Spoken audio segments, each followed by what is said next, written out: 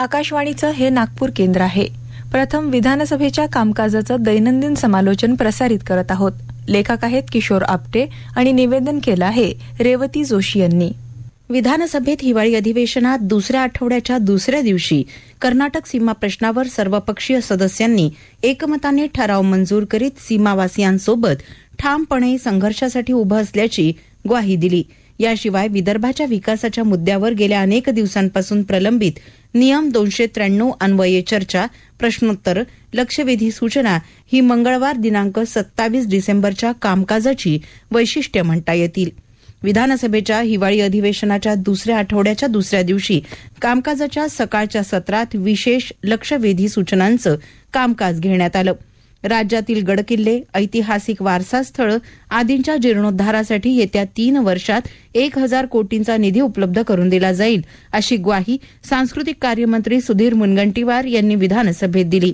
या संदर्भातील लक्षवेधी सूचना रत्नाकर गुट्टे यांनी उपस्थित केली होती. त्याला मेघना साकोरे, डॉक्टर देवराव होळी यांनी उपप्रश्न विचारले. देगलूर येथील श्री गुप्तेश्वर मंदिर, मराठवाड्यातील इतर मंदिरं, गडचिरोलीतील श्री मार्कंडेश्वर मंदिराचा उल्लेख यात झाला. जालना जिल्ह्यातील जिल्हा आरोग्य अधिकारी डॉक्टर खतगावकर यांना आर्थिक अपहार, बेकायदा औषध खरेदी, महिलांशी गैरवर्तन या गंभीर आरोपांप्रकरणी निलंबित करण्याची घोषणा आरोग्यमंत्री तानाजी सावंत यांनी सभागृहात केली. नारायण कुचे यांनी ही लक्षवेधी उपस्थित केली होती. याशिवाय सचिव स्तरावर समिती नेमून त्यांची चौकशीही केली जाईल, असं सावंत यांनी जाहीर केलं. डॉक्टर सतीश पवार आणि डॉक्टर अर्चना पाटील यांची कंत्राटी नियुक्ती रद्द करण्याची घोषणाही आरोग्यमंत्र्यांनी यावेळी केली. शेतकऱ्यांचं विविध प्रकारे होणारं नुकसान मोजण्यासाठी एक अॅप विकसित करून ई पंचनामे करण्याची प्रणाली विकसित केली जाते, अशी माहिती या खात्याचे प्रभारी मंत्री शंभूराजे देसाई यांनी विधानसभेत दिली. या संदर्भातील लक्षवेधी सूचना दीपक चव्हाण यांनी उपस्थित केली होती. नाना पटोले, बळवंत वानखेडे यांनी यावर उपप्रश्न विचारले होते. विधानसभेचं नियमित कामकाज सकाळी 11 वाजता प्रश्नोत्तराच्या तासाने सुरू झालं. राज्यातील महानगरपालिका आणि इतर ठिकाणी प्रक्रिया करण्यात आलेलं पाणी एमआयडीसीने विकत घेऊन ते उद्योगांसाठी वापरावं, यासाठी आवश्यक सूचना देण्यात येतील, अशी घोषणा उपमुख्यमंत्री देवेंद्र फडणवीस यांनी विधानसभेत केली. यामुळे धरणातील पाणी शिल्लक राहून ते पिण्याच्या वाढत्या गरजेसाठी वापरण्यात येईल, असं ते म्हणाले. प्रश्नोत्तराच्या तासात उल्हासनगर शहराच्या पाण्याचा प्रश्न कुमार आयलानी यांनी उपस्थित केला होता. त्याला प्रताप सरनाईक, गणपत गायकवाड, बालाजी किणीकर, किसन कथोरे, जितेंद्र आव्हाड, अजित पवार आदींनी अनेक उपप्रश्न विचारले. ठाणे जिल्ह्यातील काळू हे धरण बांधण्याचं काम आधी पुनर्वसनाचे प्रश्न सोडवून करण्यात येईल, असंही त्यांनी स्पष्ट केलं. सिंधुदुर्ग जिल्ह्यात 116 वाहनांची नोंदणी बेकायदा पद्धतीने केल्याने त्यांची नोंदणी रद्द करण्यात आल्याची नोटीस बजावण्यात आली आहे, अशी माहिती प्रभारी मंत्री उदय सामंत यांनी दिली. या प्रकरणी पोलिसांनी 4 खासगी आणि 5 सरकारी कर्मचाऱ्यांवर गुन्हा दाखल करण्यात आलाय, असंही त्यांनी सांगितलं. एमपीएससी मार्फत परीक्षा उत्तीर्ण झालेल्या तत्कालीन मराठा आरक्षित मात्र न्यायालयाच्या निर्णयामुळे नियुक्त होऊ न शकलेल्या सर्व उमेदवारांना आर्थिकदृष्ट्या मागासलेल्या वर्गात नियुक्त्या दिल्या जातील, अशी ग्वाही उपमुख्यमंत्री देवेंद्र फडणवीस यांनी दिली. याबाबतचा प्रश्न धनंजय मुंडे यांनी उपस्थित केला होता. त्याला अशोक चव्हाण यांनी उपप्रश्न विचारला होता.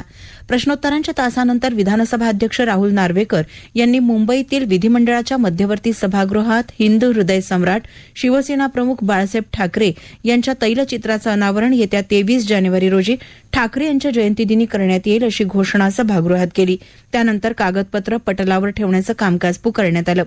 स्थगन प्रस्तावाच्या सूचना दालनात नाकारण्यात आल्याची घोषणा अध्यक्षांनी केली. त्यानंतर महत्वाच्या विषयांवरील औचित्याच्या सूचनांचं कामकाज घेण्यात आलं. त्यात प्रकाश सुर्वे, मनीषा चौधरी, प्रताप सरनाईक, छगन भुजबळ यांच्यासह अनेक सदस्यांनी भाग घेतला. विरोधी पक्षनेते अजित पवार यांनी यावेळी उद्योग विभागाच्या मद्यार्क प्रकल्पाला नियमबाह्य पद्धतीने राज्य सरकारकडून देण्यात येणाऱ्या परवानगीबाबतचं प्रकरण सभागृहात मांडलं. ते म्हणाले की हा प्रस्ताव राज्यांच्या तिजोरीवर भार येत असल्याने यापूर्वीच्या सरकारने नाकारला होता. मात्र दारूच्या प्रकल्पाला अशी खिरापत देण्यासाठी सरकार मेहरबान का झालं?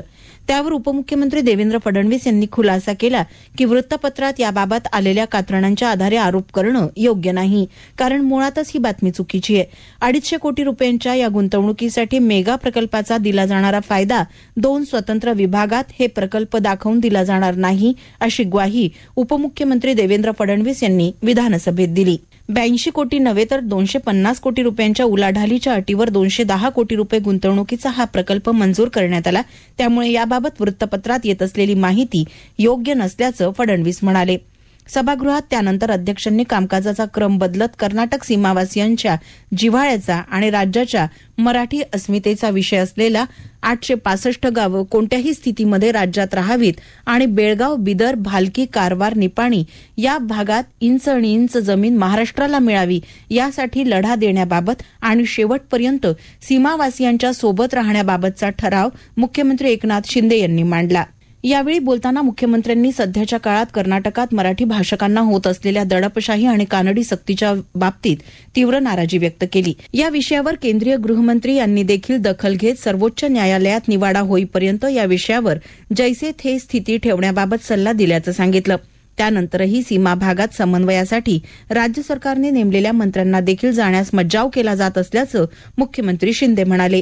त्याकरिता कर्नाटकाच्या विधानसभेत त्यांनी ठराव मंजूर केला असल्याने मराठी बांधवांना पाठिंबा देण्यासाठी राज्याच्या विधिमंडळातही एकमताने ठराव मांडण्याबाबत त्यांनी आवाहन केलं. त्यानंतर अध्यक्ष राहुल नार्वेकर यांनी याबाबतचा प्रस्ताव वाचला आणि ठराव मांडला. तो 1:05 आवाजी मतदानाने मंजूर करण्यात आला. त्यात सीमा भागातील 865 गावांच्या इंच आणि इंच जागा मराठी भाषिकांना मिळावी यासाठी लढा देण्याबाबत सारा महाराष्ट्र एकजुटीने सोबत असल्याचं सांगण्यात आलं. या ठरावानंतर मुख्यमंत्र्यांनी सांगितलं की यशवंतराव चव्हाण यांनी ज्यावेळी अशा प्रकारचा ठराव राज्य विधिमंडळात मांडून मंजूर केला त्यावेळी दोन्ही राज्यात केंद्रात काँग्रेस पक्षाचं सरकार होतं.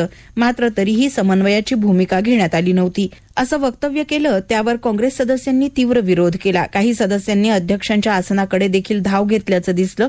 त्यानंतर सीमावासियांच्या विकासासाठी राज्य सरकार करीत असलेल्या उपाययोजना आणि योजनांची माहिती मुख्यमंत्र्यांनी दिली. यानंतर लक्षवेधी सूचनांचं कामकाज घेण्यात आलं. लक्षवेधी सूचनांच्या कामकाजानंतर 293च्या प्रस्तावाद्वारे विदर्भाच्या विकासाच्या प्रश्नावर विरोधी पक्षांनी मांडलेल्या प्रस्तावावरची चर्चा पुकारण्यात आली. त्यात बोलताना विरोधी पक्षनेते अजित पवार यांनी राज्यातील वित्तीय खर्चाच्या पुरवणी मागण्यांमध्ये मूळ अर्थसंकल्पाच्या तुलनेत मोठ्या प्रमाणात वाढ होत असल्याबाबत चिंता व्यक्त केली. राज्यातील विशिष्ट भागांच्या विकासासाठी सरकारने कर्ज काढायचं आणि अन्य भागांकडे दुर्लक्ष करायचं असं होता कामा नये असं ते म्हणाले. राज्य मंत्रिमंडळात एकाही महिलेला मंत्रिपद न दिल्याबाबतही त्यांनी सरकारवर टीका केली. विदर्भात तब्बल 20 वर्ष मुख्यमंत्रीपद असूनही मागासपणाबद्दल कायम पश्चिम महाराष्ट्राला का दोष देता असा सवाल विरोधी पक्षनेते अजित पवार यांनी विधानसभेत केला. नियम 293 अन्वये सत्तारूढ पक्षाने उपस्थित केलेल्या विदर्भ मराठवाडा विकास प्रश्नावरच्या चर्चेत ते बोलत होते. विदर्भात राजकीय शक्तीचा अभाव का आहे? इथल्या जिल्हा बँका बंद का पडतात? दूध आणि साखर उत्पादन का कमी होतं? कापसाचं उत्पादन भरपूर असताना सूतगिरण्या उभ्या का राहत नाहीत? संत्रा प्रक्रिया उद्योग का होत नाहीत? असे सवाल त्यांनी उपस्थित केले. मध्येच वेगळ्या विदर्भाचं स्वप्न दाखवलं जातं. मात्र एकत्रित राहिलो तर विकास चांगला होईल. महाविकास आघाडी सरकारने कायम राज्याचा समतोल विकास साधण्याचा प्रयत्न केला असं ते म्हणाले. विदर्भ मराठवाडा विकास महामंडळाची पुनर्रचना आम्ही राज्यपालांशी असलेल्या मतभेदांमुळे केली नाही अशी कबुली पवार यांनी दिली. मात्र विकास थांबला नसल्याचं ते म्हणाले.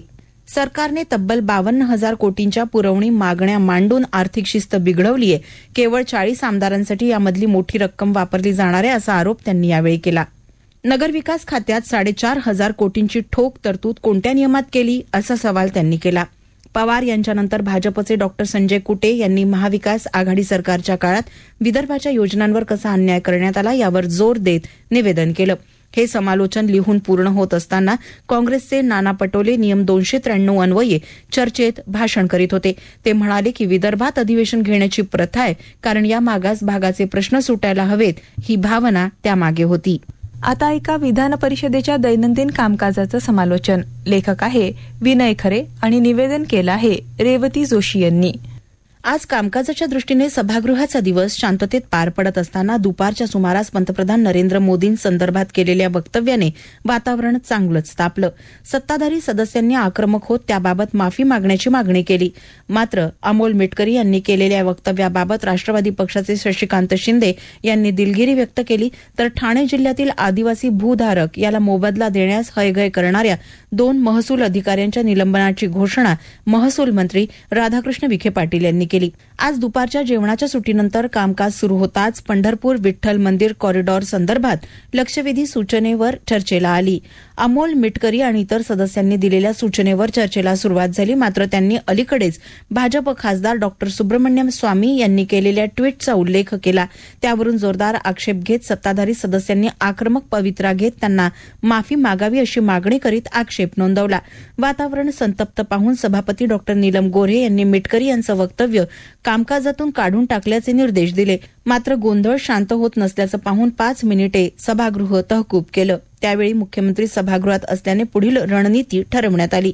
कामकाज सुरू होताच राष्ट्रवादीच्या शशिकांत शिंदे यांनी सभागृहाच्या भावना दुखावल्या असल्यास मिटकरींचं वक्तव्य कामकाजातून काढून टाकावं असं सांगितलं.